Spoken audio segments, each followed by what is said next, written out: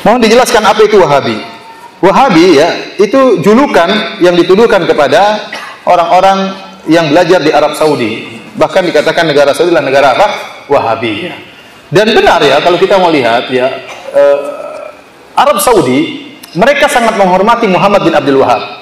Syekh Muhammad bin Abdul Wahab adalah seorang ulama yang sangat dihormati oleh ulama Saudi. Kenapa? Dia pahlawan. Bagaimana bisa berdirinya negara Arab Saudi? Dahulu Saudi itu kelompok-kelompok kecil, pemerintahan-pemerintahan kecil saling bertempur di antara mereka. Muncullah Syekh Muhammad bin Wahab bekerja sama dengan Al-Imam Muhammad bin Saud, bekerja sama maka berdirilah negara Arab Saudi, kemudian disatukan seluruhnya. Makanya Muhammad bin Wahab di mata orang Saudi seperti tuanku Imam Bonjol di mata orang Indonesia. Artinya wajar jika mereka menghormati, karena pahlawan bukan cuma sekedar ulama tapi juga apa? Pahlawan yang dengan jasa dia berilah kerajaan Arab Saudi. Namun orang-orang Saudi tidak ada yang fanatik sama Muhammad bin Wahab kalau saleh tidak diikuti. Dia adalah ulama bermadzhab Hambali sebagaimana ulama-ulama yang lain. Kita pun di Arab Saudi tidak fanatik dengan, saya belajar di Universitas Madinah, saya tidak fanatik dengan Muhammad bin Wahab. Oleh karenanya kita pun belajar di sana fikih 4 mazhab. Kita tidak belajar mazhab Hambali. Padahal Saudi bermadzhab apa? Hambali. Dan banyak guru-guru kita dari ulama Saudi yang mengatakan pendapat masalah ini lebih kuat mazhab Syafi'i, masalah lebih kuat mazhab apa? Maliki. Tidak ada fanatik sama sekali. Meskipun mereka bermadzhab apa? Hambali. Adapun orang-orang yang hasad kepada kerajaan Arab Saudi, dan banyak yang hasad, terutama orang-orang Syiah sangat hasad kepada kerajaan Arab Saudi. Kita bilang Arab Saudi dengan penuh kekurangannya, namun dia adalah negara yang terbaik yang ada sekarang. Syariat Islam ditegakkan, meskipun tidak sempurna, pasti ada kekurangan. Alhamdulillah, yang berzina dihukum, yang mencuri dipotong tangannya. Alhamdulillah, orang-orang menutup aurat. Alhamdulillah, tidak ada tempat-tempat pelacuran. Kalau ada ditangkap ya. Ada tempat pelacuran yang sembunyi-sembunyi di rumah-rumah. Ya. Saya pernah punya teman kepala Hayy Amar Ma'ruf Nahi Munkar. Dia mengatakan kepada saya, Firanda, ini bulan Ramadan saya berhasil tutup 30 rumah-rumah yang dijadikan apa? Tempat pelacuran. Tidak resmi semuanya. Ya, maksud saya tapi tidak ada terbuka, dibolehkan, tidak ada. Ya. Alhamdulillah. Ya. Di mana-mana sholat masjid penuh di mana-mana. Alhamdulillah. Ya. Orang negara yang sangat aman. Taruh mobil gitu, dinyalain masuk masjid, nggak ada yang nyuri mobil tersebut. Di Saudi seperti itu. Saya pernah sampaikan ya, saya pernah mau keluar dari rumah, ada mobil di belakang saya, ngalangi mobil saya. Orang Saudi ngawur ini, parkir sembarangan. Maka saya datang ke mobil tersebut, saya buka, saya bel-bel. Mobilnya nyala, ada BlackBerry di sampingnya. Tet, nggak ada orangnya. Akhirnya saya naik, saya mundurin. Kemudian baru saya keluar, baru saya majuin lagi, baru saya pergi. Coba kalau Indonesia, minimal BlackBerry-nya hilang. Ini jelas mobilnya juga hilang. Bayangkan sambil nyala dibiarin begitu saja. Di sana susah. Alhamdulillah.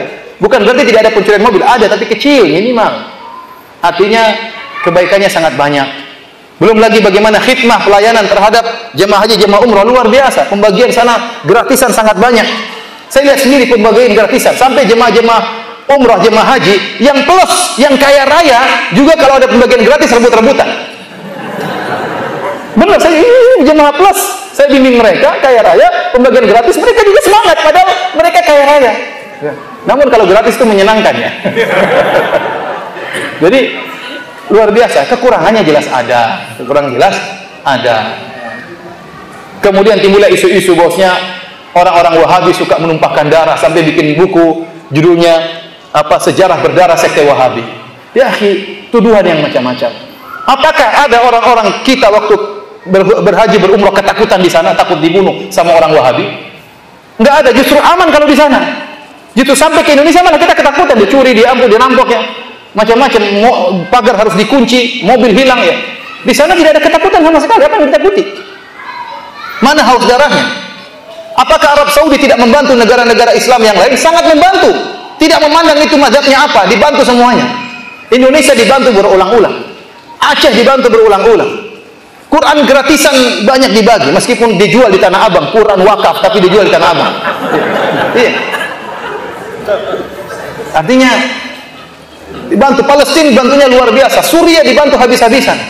Ya. Ya, kalau mereka punya kesalahan wajar. Mana dituduh mereka mengkafirkan umat Islam, mana dari mana? Itu omongan saja. Apakah pengajian kita suka mengkafir-kafirkan? Saya tanya sama antum. Kita tidak pernah mengkafir-kafirkan. Kita kalau mengatakan ini kekufuran, ini syirik, itu hak, itu harus. Saya harus menjelaskan ini syirik. Saya tidak mau basa-basi. Ini syirik, saya katakan ini kufur. Tapi bukan berarti pelakunya langsung otomatis musyrik, langsung otomatis kafir. Bisa dia tidak mengerti, tapi menjelaskan ini syirik harus dijelaskan. Ini kekufuran harus dijelaskan. Oleh karenanya tuduhan-tuduhan banyak. Seperti tuduhan bahwasanya Wahabi melarang bersolawat. Gimana melarang bersolawat? Tiap hari kita bersolawat. Kalau sholat di Masjid Nabawi, apakah khatibnya tidak pernah bersolawat? Solawat terus-terusan. Setiap bilang Nabi Sallallahu Alaihi Wasallam, setiap bilang Nabi Sallallahu Alaihi Wasallam, itu bukan bersolawat. Yang dilarang maksudnya solawat yang macam-macam, yang aneh-aneh, seperti solawat Fatih, barang siapa yang baca seperti khatam Quran 7 kali. Kemudian ini dari mana dalilnya seperti itu? Itu yang dilarang, salawat-salawat yang aneh-aneh yang dilarang. Kemudian Wahabi melarang ziarah kubur. Dusta. Siapa bilang? Hadis-hadis Nabi menyuruh ziarah kubur. Yang dilarang kalau ente pergi ke ziarah kubur, minta penghuni kubur. Itu yang dilarang. Jangan ziarah kubur untuk minta-minta kepada penghuni kubur. Itu yang dilarang oleh mereka. Dan tuduhan macam-macam. Sampai berita-berita saya dengar sendiri, saya baca seperti isu yang tersebar. Bahwasanya ada orang Wahabi naik di atas kubah hijau, ingin menghancurkan kubah hijau. Tahu-tahu kena petir, terbakar di atas. Sampai sekarang mayatnya masih ada. Subhanallah. Ini orang Madinah nggak ada yang tahu seperti ini. Cuma Indonesia pada tahu. Dari mana sih? Saya heran juga. Ini dari mana? Ya, kalau ada orang terbakar di atas apakah Wahabi itu kafir?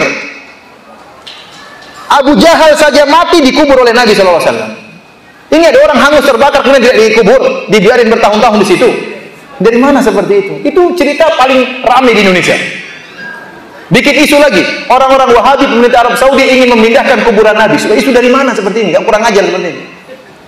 Padahal pemerintah Arab Saudi ingin memperluas Masjid Nabawi. Dibuat isu supaya kita mencela, bukan memuji. Harusnya pemerintah Arab Saudi ingin melebarkan Masjid Nabawi. Bayangkan berapa duit yang mereka keluarkan. Hotel-hotel besar mereka bayar, ganti. Berapa duit, berapa triliun yang mereka keluarkan demi untuk melebarkan Masjid Nabawi untuk khidmah kepada masyarakat. Sebagian orang Syiah bikin isu bahwasanya mereka ingin memindahkan kuburan Nabi. Dari mana seperti ini? Akhirnya mencela. Yang penting mencela dulu meskipun di cross check tidak benar. Kita aja di Madinah nggak tahu ada dari mana isu seperti itu. Sampai Indonesia kita sini nggak tahu. Tinggal di Madinah, tiap hari sholat dekat kuburan Masjid Nabawi, kuburan Nabi tidak tahu cerita seperti itu, tahu tersebar sana sini. Dusta. Bahkan berapa tahun lalu, 2 tahun lalu saya hajian. Saya baca di salah satu di internet, berita di internet.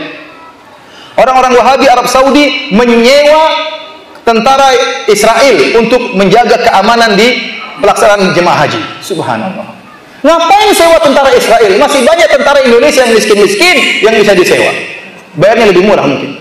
Sekalian hajian. Ngapain harus sewa? Emang jaga penjahat kemudian sewa apa? Tentara dari Israel. Dusta besar. Namun tersebar. Artinya para hadirin, maksud saya, sekali lagi saya katakan Arab Saudi negara yang saya lihat sangat baik dengan segala kekurangannya. Tapi kita harus memandang dengan kacamata yang adil. Ya, tidak boleh kita hanya melihat sisi buruknya, sementara sisi baiknya begitu apa? Begitu banyak. Adapun fitnah-fitnah terhadap Wahabi, ya, itu fitnah-fitnah banyak yang tidak benar. Saya katakan Muhammad bin Wahab, Syekh Muhammad bin Abdul Wahab rahimahullah, seorang ulama yang dia bisa benar dan bisa salah, dan kita tidak pernah fanatik dengan beliau. Dia tidak pernah fanatik dengan beliau.